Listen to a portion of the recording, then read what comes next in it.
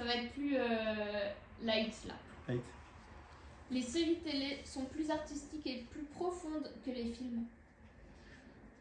Ah, moi je suis d'accord. Ouais, je suis d'accord aussi. T'as plus de temps pour développer les personnages. Ouais. Et tu te fais. Enfin, le problème des films, c'est que du coup, ils veulent mettre trop de trucs, ça dure 2h30. Un film de 2h30, c'est pas possible. Moi, je déteste ça. Alors Alors parce que là, c'est plus long, c'est moins artistique. Ah, Je pense en qu'il y a fait, plus artistique, d'argent. je sais pas. Ouais, je pense en qu'il y fait, a plus d'argent dans en les fait films, le mot quand c'est même. artistique, t'as raison. Mais- C'est pas émotionnel. Parce que moi, je pensais à ça, tu vois. Je m'attache beaucoup plus au personnage d'une série que d'un film. Mais artistique. C'est plus artistique Ouais. et profond. Moi, je pense que t'as quand même moyen, quand t'es dans les séries, il y a beaucoup de dope, tu vois, genre des zones Netflix qui font c'est très laid. Enfin, il y a 3 personnages qui se battent en duel et souvent c'est un peu de la merde. Mais je pense que si, comme t'as besoin de moins de budget selon la série que tu fais, tu peux aussi faire des trucs de ouf avec des gens qui sont peut-être moins connus. Peut-être que t'as moins besoin de passer par Hollywood et tout, alors qu'un film, faut quand même un certain budget, etc. C'est long, c'est. Donc je pense on a peut-être plus de chances d'avoir des gens qui ont du talent mais qui sont peut-être moins connus, qui font des séries et tout. Peut-être que je. Ouais, c'est vrai que moi, je regarde mes séries sur Netflix et avant de rentrer chez Netflix, il faut avoir percé. Hein. Oui, mais les séries développées par Netflix, je les trouve pas hyper quali, tu vois. Ok. Je trouve Non, que les séries pour faire HBO. de l'argent et ils les font hyper rapidement. Genre, c'est pas comme un film où tu vas le préparer pendant des mois, des machins. Tu vas le préparer assez rapidement, ça va être tourné vite. Je trouve que HBO, ils font des belles séries. Je trouve que Game of Thrones, ça fait partie des plus beaux trucs que j'ai vus visuellement. C'est quoi? Vas-y, donne-moi des séries ou des films qui. Ouais, là, c'est ça. En fait, j'ai Ozark, des- je trouve ça trop beau. j'ai des putains de films en tête et j'ai putain de séries en tête. En fait, c'est un des deux. Hein. Ils m'ont touché tout. Ok, t'as dit artistique et profond. Franchement, profond, je pense que les séries sont plus profondes parce que t'as le temps vraiment de plus développer l'histoire. Regarde SNK. L'histoire est tellement profonde, il y a tellement de mécanismes, de sentiments dans cette série. Genre, j'en ai jamais vu autant dans un film, c'est sûr et certain. Par contre, en termes artistiques, en fait, l'artistique, j'ai l'impression, c'est un peu un ratio au temps, si tu veux. C'est genre, en 10 minutes, combien est-ce que tu peux mettre d'artistique en 10 minutes? Et du coup, enfin, comment dire? Je sais pas comment dire ça, mais Parce qu'en temps de le profond, visionnage, ça sera- une série est plus longue qu'un film. Hein. oui, oui. Et du coup, ce que je veux dire, c'est que si on compare ça un peu à l'énergie vs la puissance, genre l'énergie, la puissance, c'est l'énergie divisée par un temps. Désolé, je parle un peu en termes scientifiques, mais la profondeur pour moi ça va être une énergie, c'est-à-dire que c'est une puissance fois un temps, alors que l'artistique, tu vois, c'est plus à quel point c'est fort au moment, sur un court temps. Et donc en fait, pour moi, c'est à peu près équivalent artistique ou film sur l'artistique. Enfin, pardon. Film et série sont équivalents sur l'artistique, et par contre, la profondeur, pour moi, une série peut beaucoup plus développer. Moi, je trouve que c'est depuis peu que maintenant les séries sont plus artistiques. Je parle pas de la profondeur, je parle vraiment du visuel. Parce que les séries n'ont jamais été développées pour être sur grand écran. Donc le côté visuel, etc., ça impacte beaucoup plus. Quand tu vois, genre, faut que quand tu sors du cinéma, tu sois en mode waouh. Alors que quand tu sors derrière ton ordi, quand tu as regardé ta série, il faut que tu te rappelles des personnages et de l'histoire en fait. C'est ça Mais aussi le truc. il y a c'est des pas dingueries destiné maintenant. au même écran. C'est vrai que maintenant, il y a des dingueries. Tu regardes Euphoria, Et tu dis maintenant, waouh. et voilà, c'est parce que maintenant incroyable. les séries, grâce ou à cause des plateformes, ont pris plus d'ampleur qu'avant. Avant les plateformes, tu Beaucoup plus regardais de budget. beaucoup moins de séries. Et donc elles ont beaucoup plus de budget et plus de visibilité. Après, c'est vrai que des séries, maintenant qu'on dit ça, j'en ai jamais vu sur grand écran et tu perds artistiquement quand tu vois sur ton téléphone. Même au niveau de la musique, même au niveau de tout, sur ton ordi. Ah non, ça dépend de la série. Regarde Euphoria, bandes son incroyables, images incroyables. Ouais, mais pour moi, je l'aurais vu au cinéma, ça aurait été beaucoup plus grandiose que sur Oui, mon c'est écran. sûr. Mais en soi, est-ce que c'est la tête d'écran qui fait l'art? Je suis pas sûr, tu vois. Enfin, en soi, les maquillages, les couleurs et la musique. Mais la façon dont tu le perçois, en tout cas, enfin, dont tu reçois peut-être. l'info. Ok, donc là on était un peu d'accord. C'est bien, c'est la seule fois où on est. Peut-être que la prochaine va vous mettre d'accord. Je pense qu'elle va être rapide. Je me fais toujours l'avocat du diable. Ok, Je fais toujours oui. c'est pour ça que je l'ai gardé. Je me suis dit, à tout moment, tu vas nous sortir des dingueries. Allez. Il vaut mieux avoir peu d'amis de grande qualité ou beaucoup d'amis superficiels. Clairement. Ouais, peu de grande qualité. J'ai- Vas-y, fais l'avocat du diable pour beaucoup d'amis d'amis. Ben, déjà, T'es jamais seul quand t'as beaucoup d'amis. Après, est-ce que t'es bien Tu peux accompagné? en Non. trouver toujours un qui t'est utile à quelque chose. Voilà. C'est une Genre, fin t'as envie de d'appart. partir en vacances en Haute-Loire et et c'est personne même veut pas une venir. Serpentard. Hein. t'as beaucoup d'amis, il y a au moins 2 personnes avec toi pour se battre contre le grunge. Peu importe où tu voyages, il y aura des gens peut-être sur chaque continent avec lesquels tu seras. Ouais, mais c'est ce que j'allais dire. Enfin, j'ai pas extrêmement d'amis, mais j'ai plein de bons potes, tu vois, avec qui je pourrais partir en vacances, d'autres que je peux visiter, que je peux aller voir. Sauf certains, mais on citera pas qui. Quoi? C'est pas n'importe quoi. Allez. Ne prenez pas mal. Les personnes vont se reconnaître. N'importe quoi. Et C'est ce que t'as dit hier. je sais pas qu'il y a certaines personnes dans mon entourage qui se disent quoi, il a parlé de moi. Ouais, tiens, pas du tout. Non, Si. non. Non, mais clairement, oui, c'est bien mieux d'avoir des amis proches que plein d'amis qui sont un peu superficiels. En sens, non, ce qu'il dit, c'est pas des amis qui sont moins proches, c'est des amis superficiels. Je m'en fous un peu Que qu'ils soient beaucoup superficiels. d'amis superficiels. J'ai des amis superficiels, hein. Ça me dérange pas en soi. Non, mais pas que les personnes sont superficielles, mais que Ah, les c'est clair. amitiés sont Ah oui, superficielles. d'accord. Non, c'est super important d'avoir des amitiés. Allez les mecs, il y a des gens très Ça, superficiels ça, dans ça. ce groupe. Ciao. Non, mais c'est pas Il ça. a dit, hein, il avait des Il a dit, il y amis a beaucoup de gens. superficiels. Il l'a dit. Oui, j'ai des amis superficiels, bien sûr. Bien sûr. Les vrais se Bah, reconnaissent. des gens qui font attention à leur apparence, il y en a quelques-uns dans mon entourage. Bien sûr. C'est pas que, pour moi, être superficiel, c'est pas que faire attention à ton apparence. Hein. Ah, pour moi, ça en fait grandement partie. Oui, ça en fait partie, mais c'est pas que ça. Genre, c'est qu'ils considèrent aussi les autres par rapport à leur apparence. C'est pas que toi, tu fais attention à ton apparence, c'est aussi tu portes un jugement que basé aussi sur les apparences. Genre, tout C'est la J'aurais- définition de J'aurais superficiel. pas défini ça comme ça du tout. pour moi. Pour moi, Quelqu'un de superficiel. superficiel, il va aussi juger quelqu'un d'autre sur son apparence. Il va pas dire. Enfin, tu vois, genre vraiment, les personnes vraiment très superficielles que j'ai rencontrées dans ma vie. Définition de superficiel juste ici. C'est quelqu'un qui va tout juger. Enfin, tu vois, genre, par exemple, il y a des Instagrammeurs meufs qui sont vraiment comme ça. Genre. Plus fort. Moi, pour moi, quelqu'un de superficiel, c'est plus quelqu'un avec qui tu n'auras pas de discussion qui vont dépasser le cadre de juste ce que tu es en train de faire à Ouais. l'instant T, ou le climat, ou Ouais. la météo. Ou...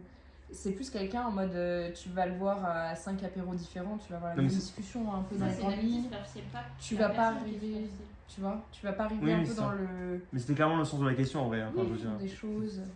Donc évidemment, il faut quand même des amitiés profondes. Pour moi, je préfère. Mais je tiens à dire quand même que le truc des amitiés profondes et tout, c'est une question qui se pose beaucoup. Et je trouve que quand t'es jeune, c'est dur aussi de faire une croix sur la popularité sous prétexte que tu vas avoir quelques amitiés qui sont très fortes. Enfin, je trouve que quand t'es ado et enfin moi, mes parents m'avaient bassiné avec ça et Ouais. je trouvais ça dur en fait. Enfin, c'est dur à entendre que tu vas avoir très peu de gens proches de toi et que il faut du temps quand même. Il faut vraiment un peu avoir passé des étapes dures dans ta vie pour réaliser que oui, effectivement, il vaut mieux peu de gens et être bien accompagné, mais quand t'es jeune et qu'on te dit « Ah, c'est pas grave, faut que tu t'en foutes, nanana », c'est quand même dur à entendre, tu vois. J'agis pas comme je le dis, tu vois. Par exemple, moi, je donne de l'énergie à beaucoup de gens. Même des gens que je rencontre. Même si j'ai déjà des amis, des amitiés très profondes, je donne de l'énergie dans mes nouvelles rencontres. Mais c'est là, la question était vraiment tournée comme il faut soit préférer n'avoir à préférer seulement un petit groupe ou un grand groupe mais superficiel. C'est sûr que je préfère avoir des amitiés profondes. Mais comme j'ai déjà ce petit groupe, moi ça me complaît encore plus d'avoir ce petit groupe et d'autres gens, enfin beaucoup d'autres gens que je fréquente et avec qui je peux avoir des relations peut-être superficielles mais qui dans un sens m'apportent aussi, tu vois. Et puis j'essaie même avec ces gens-là d'avoir des relations le plus deep possible. Après voilà, on n'a pas forcément le temps forcément de se parler, de se voir souvent et de s'ouvrir, mais je tends à ça quoi, même avec une nouvelle personne. La musique moderne est plus innovante que la musique des décennies précédentes. Alors ça, C'est dur ça quand même. Moi je trouve que j'admire quand t'as des gens qui avaient peu de moyens et qui ont fait des trucs de ouf. C'est sûr qu'aujourd'hui avec tout ce qu'on a techniquement, même d'instruments synthétiques et tout, tu peux vraiment faire des... Et puis tout le monde peut avoir accès facilement aussi à créer de la musique. Et ça te permet de... Enfin, je sais pas si vous connaissez l'artiste Muddy Monk. Non. Le mec est boulanger à la base, il kiffe trop la musique et il a composé des trucs incroyables, genre hyper innovants. Peut-être qu'il y a 50 ans, il n'aurait pas eu accès à un micro, il n'aurait pas eu accès à... Donc je pense que oui quand même, la musique actuelle, il y a plus de moyens en tout cas pour que ce soit innovant. c'est quoi la caractéristique? C'est plus innovant. Ouais. Après, effectivement, moi chaque fois que j'écoute un truc, j'essaie de le remettre dans le contexte aussi quand même. Parce qu'il y a des trucs qui nous paraissent maintenant hyper pas cette connaissance, je crois. Bateau, mais. Pour remettre dans le contexte, par exemple, tu vois, Mozart, quand il a commencé à écrire des trucs, est-ce qu'à l'époque il y avait déjà des choses similaires? Je sais pas quelle était l'inventivité de Mozart, Mozart était doué, mais. On a plus de moyens dans le mode. Enfin, on est plus innovant dans la conception, enfin, dans les matériaux qu'on utilise et les techniques, je pense. Mais à l'époque, dans les sonorités, ils n'étaient pas forcément moins innovants. Nous, on est hyper habitués à ces sonorités-là et ça nous paraît hyper ringard. Mais quand le rock est sorti, il faut se rappeler que toutes les anciennes générations étaient en mode, mais c'est quoi ça? C'est musique du diable? Enfin, tu vois, genre, ça avait jamais été entendu, tu vois. Comme même le jazz ou le blues à l'époque. Oui, en soi, le rap d'aujourd'hui sera sûrement le classique de demain, tu vois. En vrai, en plus, je suis en train de me dire que par exemple dans la science, tu vois, on progresse de plus en plus rapidement. Les découvertes se font de plus en plus denses. Et je pense que ça doit s'appliquer à tous les domaines de la vie, en fait, chez les humains, parce qu'on est beaucoup plus nombreux. Et qu'à l'échelle de l'humanité, en tout cas, peut-être pas à l'échelle de l'individu, mais à l'échelle de l'humanité, on est bien sûr. Enfin, moi, j'en suis persuadé. On est plus innovant, on crée beaucoup plus de nouveaux matériaux, on crée beaucoup plus de systèmes de pensée, on crée beaucoup plus d'inventions, genre techniques et scientifiques. Et sûrement même. On a plus de moyens et on a plus de temps aussi. Donc, plus on a de moyens, plus on peut après développer d'autres trucs rapidement. Tu vois, genre à l'époque, quand c'est vraiment rien, c'est un peu plus compliqué. Moi, je pense que c'est même le cas dans la musique. Ouais. Puisque même, je vais prendre un exemple, genre Jul, qui a son style très particulier. En soi, il innove dans son style aussi. Enfin, je dirais, à chaque fois, il crée de nouvelles musiques. Le mec sort un album tous les 6 mois. Genre, dans ma vie, Mozart, il faisait pas ça. Quoi. Il sortait des dingueries tous les ans, d'accord, mais il sortait pas un album tous les 6 mois. Ouais, mais du coup, ça passe aussi de mode plus rapidement aussi, tu vois. Je sais même Dans pas le ça. sens, il y a des musiques d'il y a 3 ans qu'on va dire, ah, mais ça c'est hyper démodé, tu vois. Alors que il y a toujours des bangers. Il y a 50 ans. Il y a toujours des musiques qui ont été faites en 2005, 2010, 2015. En fait, comme il y en a beaucoup plus qui sont produites aussi, bah du coup c'est beaucoup plus étouffé. Ah oui, c'est vrai que là. Mais la question, c'est pas est-ce qu'on c'est autre chose. est-ce qu'on est innovant. Mais je suis d'accord que ça va beaucoup plus vite. Moi, je pense qu'on est plus innovant, du coup, au final. On a plus de moyens de l'être, en tout cas, ça c'est sûr. Après, là, il parle de la musique, hein, pas des techniques utilisées. Oui, j'ai bien compris. Genre dans la sonorité oui, et tout ça. mais la musique, oui. En fait, ça Même passe aussi par des accords que t'as pas entendus, des sonorités, etc. Et ces sonorités. Et toi, vraiment, il y a des sons en ce moment où tu te dis, tiens, j'ai jamais entendu ça, genre ça se rapproche de rien. Mais en soi, quand Mozart a créé des bangers, le piano existait déjà, tu vois. La sonorité du piano n'a pas changé. Mais comme par exemple, les gens, je reprends encore le même exemple, mais ont inventé le rock, genre vraiment, ça n'avait jamais été entendu avant, tu vois. Et est-ce que nous, il y a vraiment un courant où on se dit, la dubstep, ça a été inventé récemment. De quoi? Ça n'a jamais été inventé avant, la dubstep. Ouais, mais. Moi, je trouve que t'as des musiciens, tu les entends, tu te dis, je ne connais personne qui fait un truc similaire. Du minimaliste aussi. Ouais. Des musiques longues qui évoluent doucement. C'est nouveau, ça aussi. Je pense qu'on regarde les styles musicaux à travers les siècles. Je pense qu'on est sur une putain de création dans les 50 dernières années. Hein. Ouais, mais beaucoup plus électronique que. Là, ça nous met le nez dans notre manque de culture. L'éducation formelle est moins importante que l'expérience de vie. Ça, je suis d'accord quand même. Surtout que pour moi, l'expérience de vie. En fait, pour moi, tant que tu es obligé d'être à l'école et tout, tu acquiers les choses par devoir, mais pas parce que tu as vraiment envie de les acquérir et tu commences vraiment à comprendre les choses, à avoir du sens derrière, etc. Quand tu prends les rênes en fait, de ton éducation, que tu es plus passif vis-à-vis de ton éducation. J'ai jamais aussi peu appris que. T'apprends quelque chose pour t'en servir. Qu'au collège, quand c'est obligatoire et que t'as pas. Enfin, l'italien. On nous a forcé à faire de l'italien, on parle déjà mal anglais. Les vrais savent, mon niveau d'italien il est resté au niveau des pâquerettes. On a fait l'italien, non? Avec Madame Cloche. Cloche Campana. On donne pas les noms. Ah pardon. On peut plus critiquer maintenant. C'est pas comme si je t'ai connu, il y a Carspello qui. Coucou les Carspello. Des pieds et poings liés, on peut plus rien dire sur notre charmante professeur d'italien qui nous a tant transmis sur sa belle langue. Mais tout ça pour dire que oui, on a rien. Enfin, moi j'ai l'impression d'avoir rien appris parce que j'avais pas envie d'être là, j'avais pas envie d'apprendre, qu'on m'a forcé à le faire et ça n'a pas marché. Alors que demain j'aurais envie de me mettre à une nouvelle langue. Quand je me suis mise vraiment à l'anglais toute seule à 18 ans, j'ai Charbeau, j'ai appris hyper vite. Enfin, ah oui, non mais oui, c'est sûr. Donc, j'ai la même expérience que toi. J'ai jamais appris à faire d'une application. Je veux faire une application, je la fais et j'apprends plus vite comme ça. Pareil pour une langue. Je voulais apprendre l'anglais, en vrai, c'est un de mes objectifs principaux et je pars en Australie. Et ça a bien marché pour moi. Après, il y a un truc qui est cool, c'est quand tu as pris l'habitude d'apprendre par toi-même et que tu repars par exemple à la fac et que là, il y a un prof qui a. Mais enfin, tu y vas volontairement, quoi. T'es pas obligé parce qu'il faut que tu fasses ce cursus. Et que là, tu te rends compte qu'il y a un prof qui a tout mâché le travail pour toi, qui a fait les recherches, qui a les sources, qui a construit son propos, qui a. Bah là, tu vois vraiment la valeur du truc aussi. Pour moi, c'est vraiment. Carrément. Tu vas de manière éclairée, quoi. Mais tu l'apprécies vraiment que si tu as fait le taf aussi, toi, une fois dans ta vie, de faire tes recherches seule, même plusieurs fois dans ta vie. Du coup, on est d'accord, espérance de vie avant l'éducation formelle. Prochaine.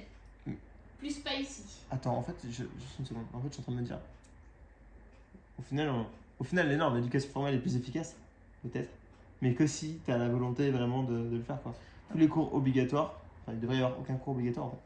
C'est juste ça. Ouais, mais en même temps, s'il n'y avait aucun cours obligatoire, on serait peut-être aussi hyper fermé d'esprit. Et oui, c'est ça. L'avantage du cours obligatoire quand t'es enfant, c'est que ça t'oblige à avoir des trucs que t'aurais pas forcément pu. Je pense qu'il y a d'autres solutions. Tu parles là, c'est pas bien fait, quoi, clairement.